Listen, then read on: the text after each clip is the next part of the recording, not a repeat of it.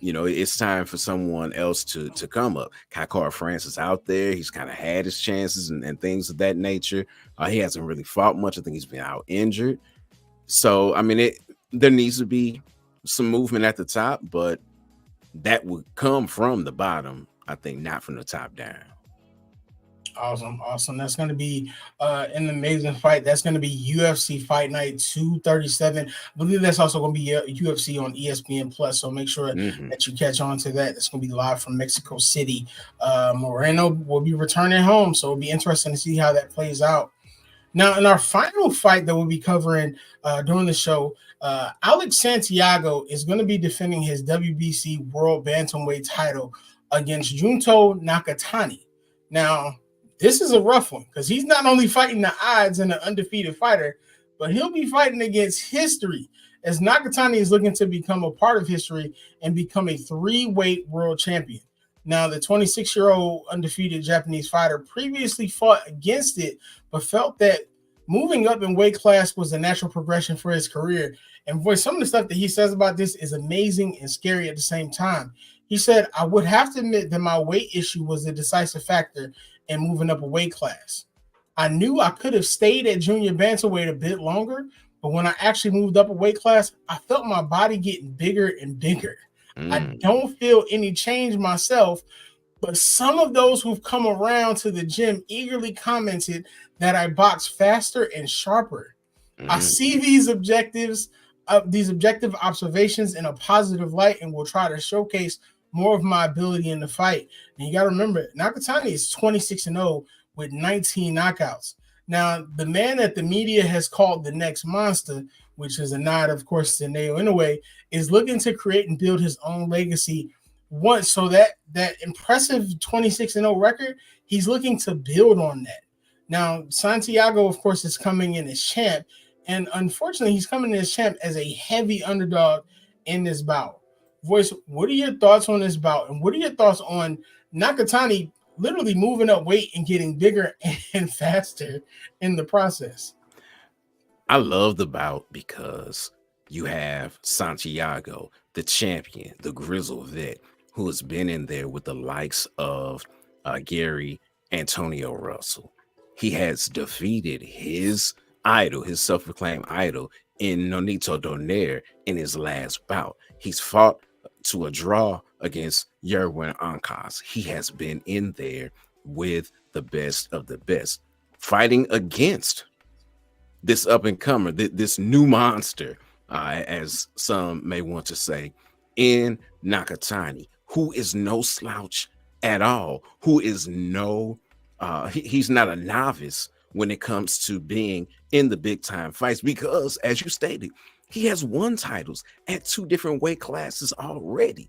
For him to come up in weight and to say, you know what, I actually feel stronger and better at this weight class than I did in cutting to get down to that lower weight, that's scary.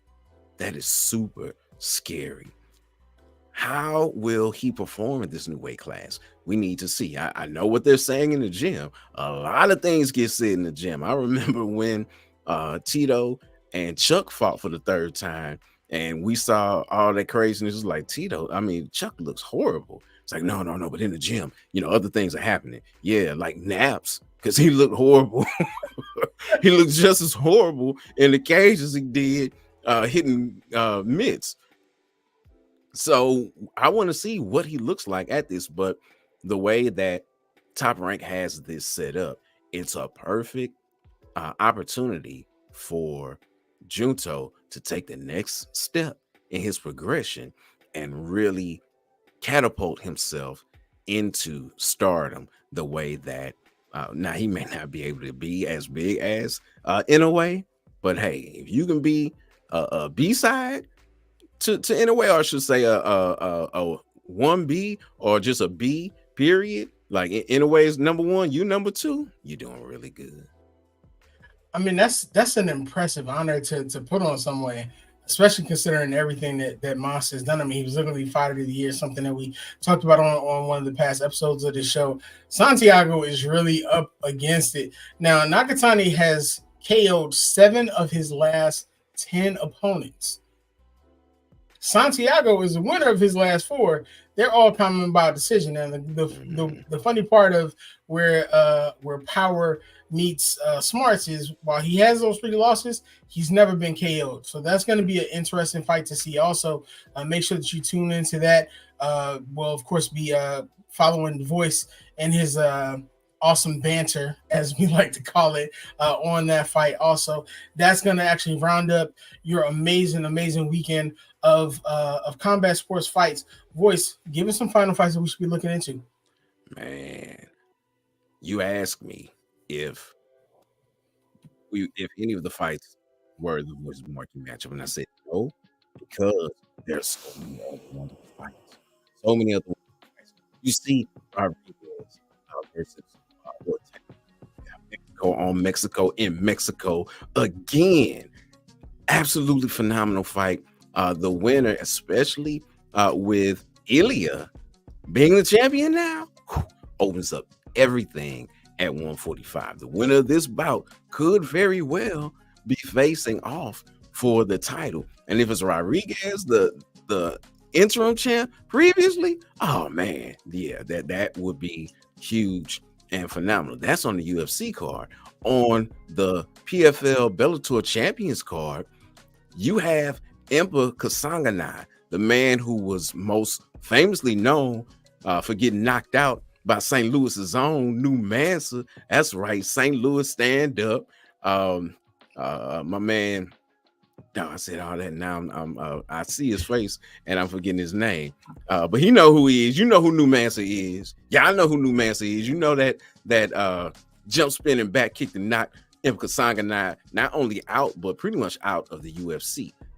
He went the hard way through the PFL Challenger Series and went all the way to the top, won the title. Now he's dropping back down to 185 to face off against the man at 185 that many people have said is probably, or at least at certain points, has been the best at 185 in recent years, being Johnny Eblen. And you all know me. I am as unbiased as I can be, unless you're talking about people from St. Louis, like Joaquin Buckley. That's right, Joaquin Buckley. That's New Mansa. Or Nigerians. Now, none of them Nigerians. Somebody else. Joaquin might be, I don't know. But your man Eblen went to Mizzou. And we've had the opportunity to chop it up on more than one occasion. So yeah, Impa, hey, God bless you. Millionaire now. Salute to you. But you're getting ready to run into probably the toughest challenge that you've ever had in the cage. There you go. Shout out to Ty.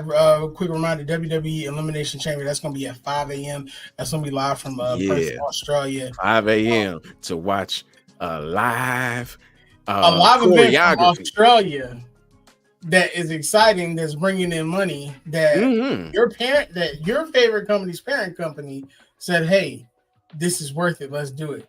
Come on, boys. You got to cut the hate, sir. Ladies and gentlemen, thank you for joining in. Every Tuesday, 7:15 p.m. Eastern, is Smoke O'Clock. It's me, the man, the myth, the legend. I'm not the voice. I'm Wildress.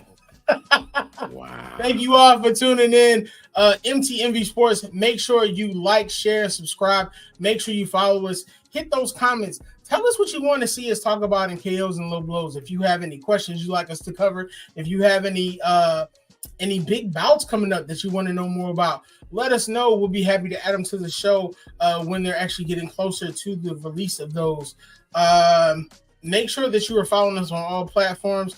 If you can't watch these beautiful faces while you're driving, you can always listen to us on your favorite podcast, on your favorite podcast network. So make sure you add us. We are everywhere. So you ain't got no excuses not to hear these amazing voices or see these amazing faces and this Wakandan skin that I'm constantly showing y'all on Mondays and Tuesday nights. Voice, give us your final words and take us out, boss. Speaking of platforms, again, please subscribe to us on Spotify. That's right. Timeless keeps doing it. Like, subscribe, and share. Do what Timeless said. Don't do what's coming out of my mouth, because We just got the fumbles today. We just doing all kind of stuff when it comes to that. But one thing that I can say, and I can say clearly, is until next time, fight the good fight. What's good, everybody? It's your man, the myth, the legend, the voice. Thanks so much for tuning into this show on MTMV Sports Network. For more exciting content just like this, subscribe, like, and share.